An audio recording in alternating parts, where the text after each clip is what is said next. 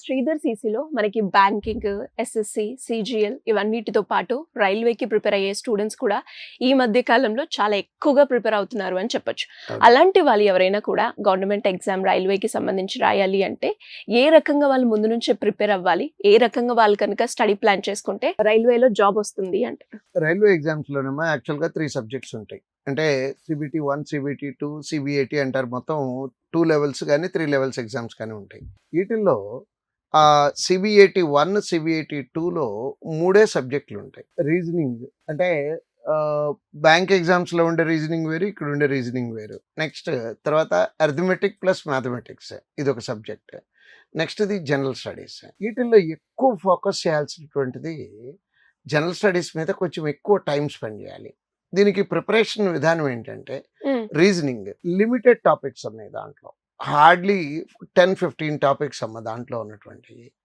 కాకపోతే ఈ మధ్యకాలంలో రైల్వే ఎగ్జామ్స్లో కట్ ఆఫ్ మార్కులు బాగా పెరిగిపోయినాయి. ఆ పెరిగిన దాని మీదట ఈ రీజనింగ్లో ఫుల్ వచ్చేటట్టుగా ప్రాక్టీస్ చేయాలి. అంటే ఉన్నటువంటి మార్కులు ఎన్నైతే అన్ని మార్కులు వచ్చేటట్టుగా పాసిబిలిటీ కూడా ఉంది. మిస్ అవటానికి ఛాన్స్ లేకుండా ప్రిపేర్ అవ్వచ్చు దానికి. అంటే ఒక సిలబస్ మొత్తము జాగ్రత్తగా తీసుకొని దాంట్లో నంబర్ ఆఫ్ క్వశ్చన్స్ ప్రాక్టీస్ చేయాలి.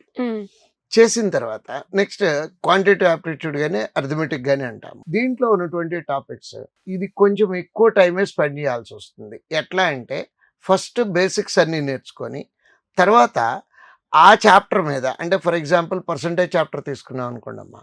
పర్సంటేజ్ చాప్టర్ క్లాస్లో ఒక 30 బిట్స్ చెప్తే వీళ్ళు ఇంకా డిఫరెంట్ సోర్సెస్ నుంచి ఒక 100 బిట్స్ వరకు ప్రాక్టీస్ చేయాల్సి ఉంటుంది. కారణం ఏంటంటే అమ్మా 100% స్కోర్ కావాలి దాంట్లో. ఈ 2 సబ్జెక్టుల్లోనూ రీజనింగ్, క్వాంటిటేటివ్ ఆప్టిట్యూడ్ ఈ రెండిట్లోనూ 100% వస్తేనే ఉద్యోగం వచ్చే పరిస్థితులు వచ్చినాయి ఇప్పుడు. అండ్ అలాగే సార్, అంటే ప్రిపరేషన్ లో టీచర్స్ గైడ్ చేస్తూ ఉంటారు, డిఫరెంట్ సోర్సెస్ నుంచి మీరు ఫాలో అవ్వద్దు, ఒకటే సోర్స్ ఫాలో అవ్వండి అని. దీనికి ఎలా ఉంటుంది? అంటే అది జీకేకి ఒకదానికేనమ్మా. బట్ క్వాంటిటేటివ్ ఆప్టిట్యూడ్, రీజనింగ్ ఈ 2 ఎన్ని బిట్లు దొరికితే అన్ని, మార్కెట్లో ఎన్ని పుస్తకాలు ఉంటే అన్ని పుస్తకాలు కొనుక్కొని చేయొచ్చు. కాకపోతే మన దగ్గర పిల్లలకి ఆ ప్రాబ్లం ఏమి లేదు. ఎందుకనంటే బయట సోర్స్కి వెళ్ళేటటువంటి అవసరం లేదమ్మా. కారణం ఏంటంటే మన మెటీరియల్ తయారు చేసిన విధానం ఇట్స్ యునిక్. ఎట్లా అంటే ఏబిసిడి అని ఉంటాయి బిట్లు. 1A, 1B, 1C, 1D. 1A క్లాస్లో టీచర్ చెప్తారు. ఎగ్జాక్ట్గా అదే బిట్లు నంబర్లు మార్చి 1B, 1C, 1Dలో ఉంటాయి. సో ఒక బిట్కి ప్రాక్టీస్కి 3 బిట్స్ వస్తాయి అమ్మ. ఒకటి టీచర్ చెప్తే 3 పిల్లలు ప్రాక్టీస్ చేసుకోవటానికి ఉంటాయి. వీటిల్ని తరోగా ప్రాక్టీస్ చేయాలి. అండ్ కాకపోతే ఈ జనరేషన్ పిల్లలు చేసే పొరపాటు ఏంటంటే ఈ నోట్స్ దగ్గర పెడతాడు. అంటే క్లాస్లో టీచర్ చెప్పినప్పుడు నోట్స్ దగ్గర పెడతాడు, ఇక్కడ బిట్ చూస్తాడు, 1B బానే ఉంది, నో, పెన్ను పట్టుకొని పేపర్ మీద చేసి ఆన్సర్ వచ్చిందో లేదో చెక్ చేసుకోవాలి. రీజనింగ్, మ్యాథమెటిక్స్ చదివితే వచ్చాయి కాదు, చేస్తే వచ్చే సబ్జెక్టులు అమ్మాయి. Next general studies. దాంట్లో వచ్చే మార్కులు యాక్చువల్గా రీజనింగ్, అర్థమెటిక్లో ఒక్కొక్క సబ్జెక్ట్లో ఎన్ని ఉంటాయో జనరల్ స్టడీస్లో కూడా అన్నీ ఉంటాయి కదమ్మా. Syllabus vast. అంటే 10 సబ్జెక్టులు ఉన్నాయమ్మా. దాంట్లో ఒక జనరల్ స్టడీస్ అనే ఒక పేరులో 10 సబ్జెక్ట్స్. ఆ 10 సబ్జెక్ట్స్ ఏంటంటే science, social major classification. Science తీసుకుంటే physics, chemistry, botany, zoology. Next social తీసుకుంటే history, economy, polity, geography. Next current affairs, computers. అంటే మొత్తం 10 సబ్జెక్టుల మీద కలిపి depending on the exam 25 to 30 bits అమ్మా. అంటే యావరేజ్ మీద 3 బిట్లు వస్తాయి ఒక్కో సబ్జెక్ట్ నుంచి. హిస్టరీలో 3 బిట్లు అంటే ఎంత హిస్టరీ చదివితే 3 బిట్లు కవర్ అవుతాయి. అంటే 100% గ్యారంటీ చెప్పలేము. దాంట్లో ఇది నాకు 100% వస్తాయి అనే మాట ఎవరు మాట్లాడలేరు. ఒకవేళ నిజంగా వాళ్ళకి 100% మార్కులు వచ్చినాయి అంటే వాళ్ళు కష్టంతో పాటు అదృష్టం కూడా కలిసి వస్తేనే జనరల్ స్టడీస్లో 100% మార్కులు వస్తాయి. బట్ రీజనింగ్, అర్థమెటిక్ అంటారా, లక్ అవసరం లేదమ్మా.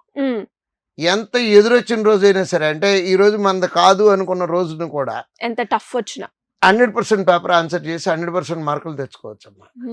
అంటే రైల్వే అభ్యర్థులు ఎక్కువగా ఫోకస్ చేయాల్సింది రీజనింగ్, అర్థమెటిక్లో 100% తెచ్చుకుంటూ జనరల్ స్టడీస్లో కొన్ని మార్కులు తెచ్చుకునే ప్రయత్నం చేస్తే డెఫినెట్గా సక్సెస్ అవుతారు. ఇది సిబిటి 1, 2 కూడా ఇదే సబ్జెక్టులు ఉంటాయి. కాకపోతే సిబిటి 2లో కొన్ని ఎగ్జామ్స్కి అంటే ఏఎల్పి ఎగ్జామ్ ఉందనుకోండి అమ్మా, అంటే అసిస్టెంట్ లోకో పైలట్, దానికి బేసిక్ సైన్స్ అండ్ ఇంజనీరింగ్ అనే సబ్జెక్ట్ ఉంది. అది సిబిటి 1 అయిన తర్వాత చదువుకుందాము అని ఆగకూడదమ్మా. సిబిటి 1 ఎగ్జామ్ అయిపోయిన తర్వాత కాకుండా పిల్లలు రిజల్ట్స్ వచ్చాక చదువుదాం అనుకుంటున్నారు. రిజల్ట్స్ వచ్చాక టైం ఇవ్వట్లేదమ్మా. హార్డ్లీ 1 month టైం ఉంటుంది. దాంట్లో చాలా సిలబస్ ఉంది బేసిక్ సైన్స్ అండ్ ఇంజనీరింగ్లో. దాంతోపాటు ఈ ఏఎల్పి ఎగ్జామ్లోనే కోర్ సబ్జెక్ట్ ఉంటుంది. అంటే ఫర్ ఎగ్జాంపుల్ ఐటీఐ ఫిట్టర్ చేశారనుకోండి అమ్మా, ఫిట్టర్ సబ్జెక్ట్లో నుంచి 100 marks పేపర్ ఉంటుంది. దాంట్లో మినిమం క్వాలిఫైయింగ్ మార్క్ రావాలి. ఆ క్వాలిఫైయింగ్ మార్క్ రాక లాస్ట్ ఇయర్ ఉద్యోగాలు పోగొట్టుకున్న వాళ్ళు బోల్డంత మంది ఉన్నారమ్మా.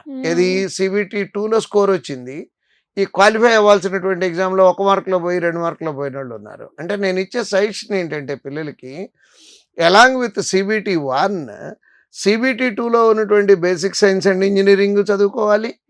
నెక్స్ట్ ట్రేడ్ సబ్జెక్ట్ కూడా చదువుకోవాలమ్మా. సో ఇది చేస్తేనే ఇప్పుడు సిబిఐటి ఉంటుంది. దాని తర్వాత ఏఎల్పి వాళ్ళకి సిబిఐటి 15-20 days ప్రాక్టీస్లో డెఫినెట్గా క్రాక్ చేసేయచ్చు.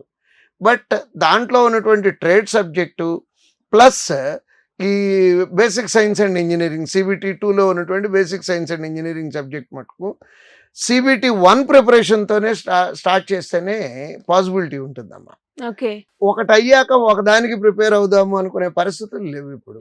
ఎగ్జామ్ టు ఎగ్జామ్ గ్యాప్ ఇవ్వట్లేదమ్మా. అసలు ఎంత ఒకవేళ ఉంటే ఎంత ఉంటుంది సార్? హార్డ్లీ 1 month వస్తుందమ్మా. ఈ 1 month లో చేయలేమమ్మా. సిబిటి 2కే ప్రాక్టీస్ చేయాలా, ట్రేడ్ చదవాలా, బేసిక్ సైన్స్ అండ్ ఇంజనీరింగ్ చదవాలా? Basic science and engineering almost 100 to 120 hours syllabus అమ్మా. అది మేము చెప్పడానికే 120 hours పడితే అది పిల్లడు చదువుకోవటానికి ఎక్కువ టైం పడుతుంది. అంటే సేఫ్ గా ఉండాలి అంటే రిస్క్ తీసుకునేవాడు తీసుకుంటానే ఉన్నాడు. అంటే కొంతమంది ఏమంటారంటే సార్ నేను అయ్యాకే చదివాను క్లియర్ అయింది అండి అంటారు. అది డిపెండ్స్, చాలా తక్కువ పర్సెంటేజ్కి ఆ రకంగా కుదురుతుందమ్మా. బట్ మెజారిటీ పిల్లలు చేయాల్సినటువంటి పని ఏంటి అంటే సైమల్టేనియస్ ప్రిపరేషన్. సో ఇలా చేసుకుంటే ఈజీగా అమ్మా. సరే, ఇంకా దీనికి సంబంధించి ఎవరికైనా కూడా ఎలాంటి ఇన్ఫర్మేషన్ కావాలి అన్న శ్రీధర్ సిసిలో జాయిన్ అవ్వాలి అనుకున్న స్టూడెంట్స్ కి ఏ విధంగా అప్రోచ్ అయ్యే ఛాన్స్ ఉందంటారు? స్క్రోల్ అవుతున్నటువంటి నంబర్ కి కాల్ చేస్తే they'll get full details అమ్మా. Thank you sir, thank you so much. So చూసారు కదా, మరి మీకు కూడా ఎలాంటి డౌట్స్ ఉన్నా, మీరు ప్రిపేర్ అయ్యే గవర్నమెంట్ ఎగ్జామ్కి సంబంధించి కంప్లీట్గా ఇన్ఫర్మేషన్ కావాలి అంటే సింపుల్గా కింద స్క్రోల్ అవుతున్న నెంబర్కి అప్రోచ్ అవ్వండి. అండ్ అలాగే మీకు ఎలాంటి డౌట్స్ ఉన్నా కూడా కమెంట్ రూపకంగా తెలియజేస్తే వాటిని ఎపిసోడ్ చేసే ప్రయత్నం మేము చేస్తాం. Thank you.